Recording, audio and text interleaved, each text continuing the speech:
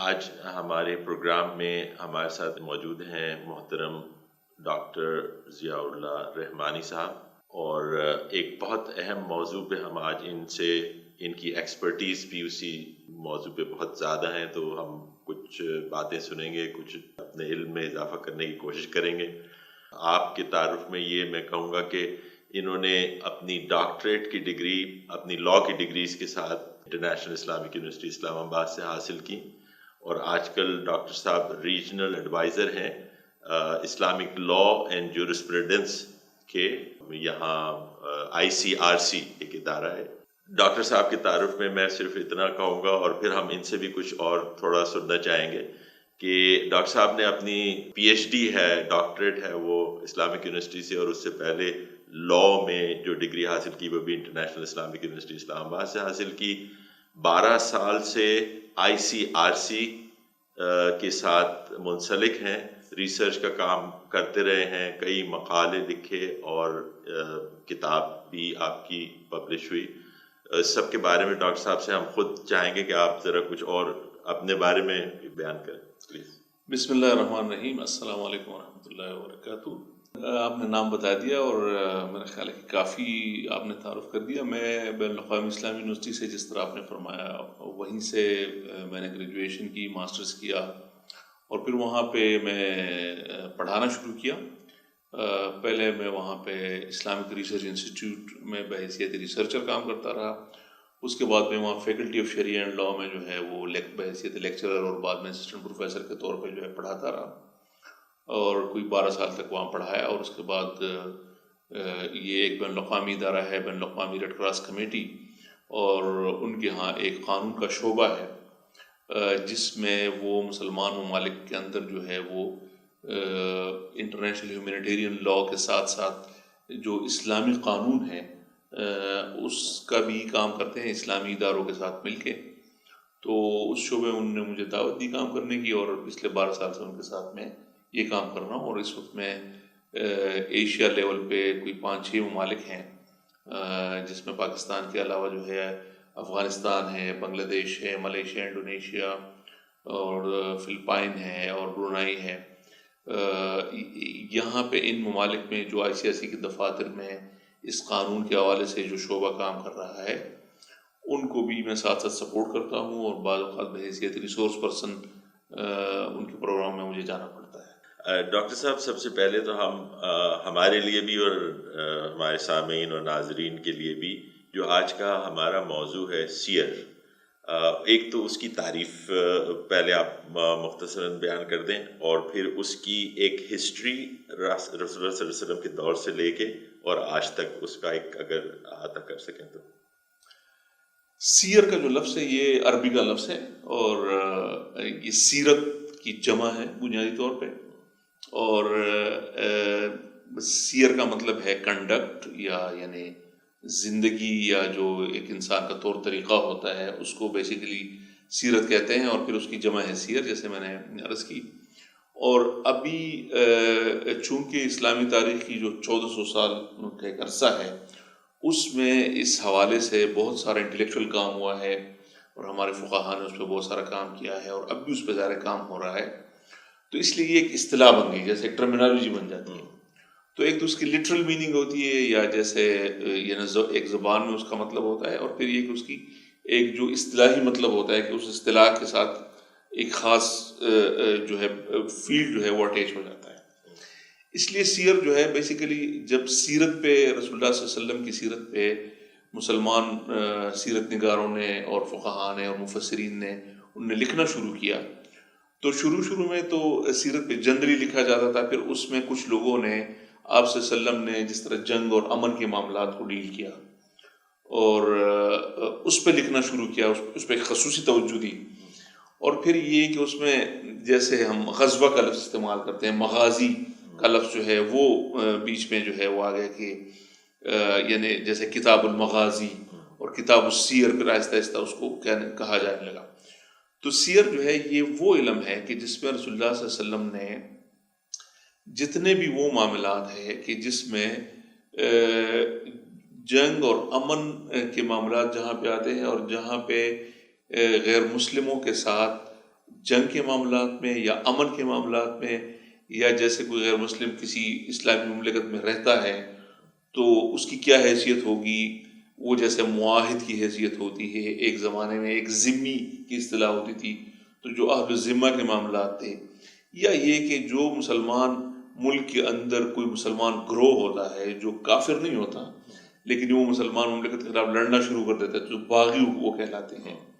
یا یہ کہ جو مسلمان اسلام چھوڑ جاتے ہیں وہ مرتد کہلاتے ہیں. تو ان کے ساتھ ایک اسلامی ریاست کا معاملہ جس طریقے سے ہوگا، ان سارے معاملات کو جو ہے ملا کے اس کو سیر کہا جاتا ہے. اور اس کی ابتدا ظاہر ہے کہ رسول اللہ صلی اللہ علیہ وسلم 13 سال جب آپ نے مکے میں زندگی گزاری، وہاں پہ تو آپ صلی اللہ علیہ وسلم کو مزاحمت کی اجازت نہیں تھی، اور نہ وہاں آپ کے پاس کوئی سیاسی اور فوجی قوت تھی. لیکن جب آپ مدینہ تشریف لے گئے اور وہاں پہ شروع ہی وہیں سے آپ کو ایک ایسی حیثیت حاصل ہو گئی کہ آپ کو ایک سیاسی بالادستی بھی حاصل ہو گئی. میثاق مدینہ تقریباً ہر مسلمان اس کے بارے میں جانتا ہے کہ اس میں 3 فریق تھے. یہودی تھے جو اوس اور خزرج تھے، جو مدینے کے لوگ تھے، انصار، اور پھر مہاجرین جو کہ رسول اللہ صلی اللہ علیہ وسلم کے ساتھ مکے سے جو آئے. ان تینوں فریقوں نے مل کے جو معاہدہ کیا، اس معاہدے کے تحت ایک ریاست بنی، جس کو آج کی اصطلاح میں ہم ریاست مدینہ بھی کہتے ہیں. تو اس ریاست کی جو سربراہ کے طور پہ آپ صلی اللہ علیہ وسلم کو مانا گیا. اس لیے ہمیں معلوم ہے کہ اسی وقت سے آپ صلی اللہ علیہ وسلم نے ان معاملات کو، بہت سارے اور معاملات ہیں ظاہر ہے گورننس کے، اس کے ساتھ ساتھ یہ بھی ایک ضروری چیز ہے کہ اس کو بھی ڈیل کرنا شروع کر دیا. اور ہجرت کے دوسرے سال ہی جنگ بدر کا واقعہ جو پیش آیا، تو وہیں سے آپ سمجھیں کہ جو سیر کے معاملات شروع ہو گئے. جب جنگ لڑنا، پھر جنگ میں کس کو نشانہ بنانا ہے، کس کو نشانہ نہیں بنانا، کس کو تحفظ حاصل ہے، اور پھر یہ کہ کس کو جو ہے جب وہ جنگی قیدی آ گئے تو ان قیدیوں کے ساتھ کس طرح سے سلوک کیا جائے، اور پھر ان قیدیوں کو مثلا رہا کرنے کے لیے آپ نے اس وقت جو طریقہ اختیار کیا. یہ سارے معاملات جو ہے وہ سیر میں آتے ہیں. اور اس کے بعد ظاہر ہے ہم دیکھتے ہیں کہ آپ صلی اللہ علیہ وسلم کی زندگی میں جتنے بھی باقی معاملات ہیں ڈپلومیسی کے اور دوسرے ممالک کے ساتھ بین الاقوامی تعلقات کے، اور مسلمان ریاست کے اندر جو مثلا آپ صلی اللہ علیہ وسلم کی حیات طیبہ کے دوران ہی جھوٹے نبوت کے دعوے دار جو ہے جیسے مسلمہ کا ذکر آتا ہے، اور اس کے ساتھ پھر لڑائیاں بھی ہوئی. اس نے پھر آپ صلی اللہ علیہ وسلم کے پاس اپنے جو میسنجر ہے وہ بھی بھیجے، اور یہ سارے جو معاملات ہیں اس کو سیر کہا جاتا ہے، اور وہیں سے اس کی ابتدا ہوئی. صحیح. تو رسول اللہ صلی اللہ علیہ وسلم کے دور سے آگے جب ہم چلتے ہیں، اور اس کو اگر آپ مختصراً ایک ہمارے لیے کہ اب تک جو اس سلسلے میں ڈیولپمنٹ ہوئی ہے ان لاس کو، ظاہر ہے کہ ماحول تبدیل ہوتا رہتا ہے، کوئی نئی جنگ کی جہتیں آ جاتی ہیں، اس حساب سے اس میں کچھ وقت کے ساتھ ساتھ تبدیلی آئی. دیکھیے، اسلام کی یہ بڑی خوبی ہے دوسرے جو نظام ہائے قوانین ہیں ان کے مقابلے میں، کہ اسلامی نظام کی یا جو اسلامی نظام زندگی ہے جس میں سیر ظاہر اس کا ایک حصہ ہے، تو اس میں ایک تو یہ کہ ہمارے پاس قرآن کی صورت میں اس کا ایک جس کو گرن نام کہتے ہیں وہ موجود ہے، ایک یارڈ سٹک موجود ہے جس پہ آپ ہر چیز کو چیک کر سکتے ہیں. آپ کے ساتھ ایک ایسا پیمانہ ہے جس میں آپ کو مشکل نہیں ہوتی. دوسری بات یہ، دوسری اس کی خوبی یہ ہے کہ یہاں پہ تھیوری جو ہے وہ سمجھے کہ بعد میں بنی اور پریکٹس جو ہے وہ پہلے ہوئی. تو رسول اللہ صلی اللہ علیہ وسلم نے یہ جو ساری چیزیں ان کو پریکٹس کیا، اور اس وقت تھیوریٹیکل یا انٹلیکچوئل ڈسکشن بہت کم ہوئی آپ صلی اللہ علیہ وسلم کی حیات طیبہ کے دوران، بلکہ ان چیزوں کو پریکٹس کیا گیا. اور صحابہ نے، جو کہ ظاہر ایک پوری جنریشن تھی جو آپ صلی اللہ علیہ وسلم کی زیر تربیت تھی، انہوں نے دیکھا کہ آپ صلی اللہ علیہ وسلم نے کس طرح چیزوں کو ٹیک اپ کیا، کس طریقے سے ان کو ہینڈل کیا، تو عملاً انہوں نے اس پریکٹس کو ایک طرح سے اڈاپٹ کیا. اور پھر ظاہر ہے آپ صلی اللہ علیہ وسلم کی وصال کے بعد جو تقریباً 30 سال کی جو حکومت تھی، جس کو خلافت راشدہ اسلامی تاریخ میں کہا جاتا ہے، اور وہ ایک ایسی حکومت تھی کہ جس کے بارے میں ظاہر رسول اللہ صلی اللہ علیہ وسلم کی احادیث بھی موجود ہے پہلے سے، ایک طرح سے آپ نے اس کی پیشگوئی بھی کی تھی. اور وہ آپ کے قریب ترین جو صحابہ تھے جنہوں نے آپ صلی اللہ علیہ وسلم سے ڈائریکٹ تربیت لے کے دین کو اس طریقے سے ان معاملات کو آگے لے جا کے ایکسپینڈ کیا، تو یہ اس کی ایک بہت بڑی جو ہے وہ خوبی تھی. لہٰذا وقت کے ساتھ ساتھ، اس وقت بھی وقت کے ساتھ ساتھ جو بھی نئی نیا معاملہ جو ہے وہ زیر بحث آیا یا سامنے آیا، تو اس کے لیے جو رولز یا ریگولیشن تھی، جو قوانین تھی، وہ قرآن اور آپ صلی اللہ علیہ وسلم کی پریکٹس کی روشنی میں، جو سنت کہا جاتا ہے، اس کی روشنی میں صحابہ نے اس کو ایک نئی شکل دی۔ مثلا یہ کہ آپ صلی اللہ علیہ وسلم کے جو حیات طیبہ ہے اس کے دوران چونکہ ہم جنگوں کے حوالے سے بات کر رہے ہیں، تو اور جنگوں میں ظاہر سیر کے حوالے سے بات کر رہے ہیں، اور سیر میں ہمارا فوکس خاص طور پہ رہے گا، اگین تھوڑی سی بات بڑھتی جا رہی ہے، لیکن یہ کہ سیر میں جو دو حصے ہیں، ایک یہ ہے کہ جو جنگ کی وجہ ہے یا اس کا جواز اور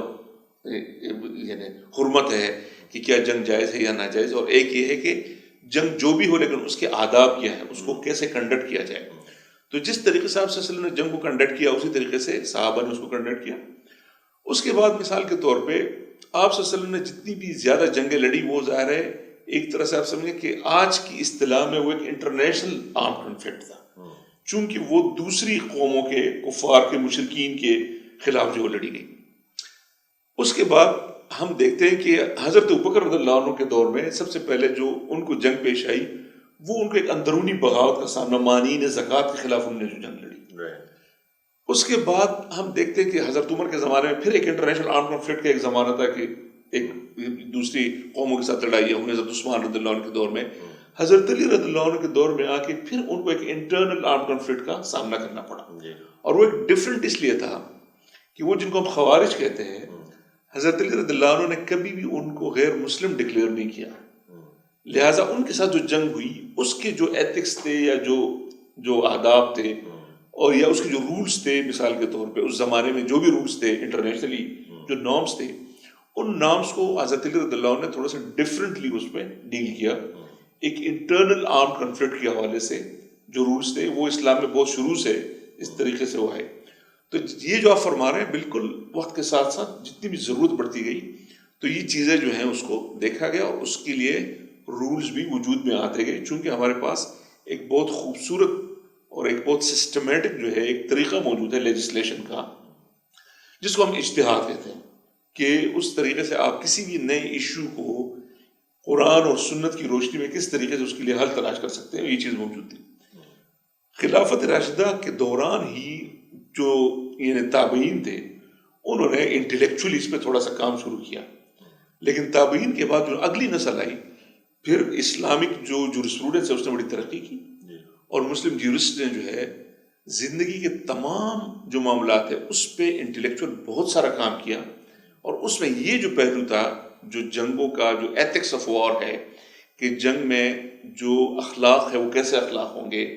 یا جنگ کی جو رولز ہیں وہ کیسے رولز ہوں گے، اس حوالے سے پھر انہوں نے بہت سارا کام کیا، اور یہ کام انہوں نے تقریباً یعنی آپ سمجھیں کہ اس وقت سے جاری ہے اور آج تک جاری ہے۔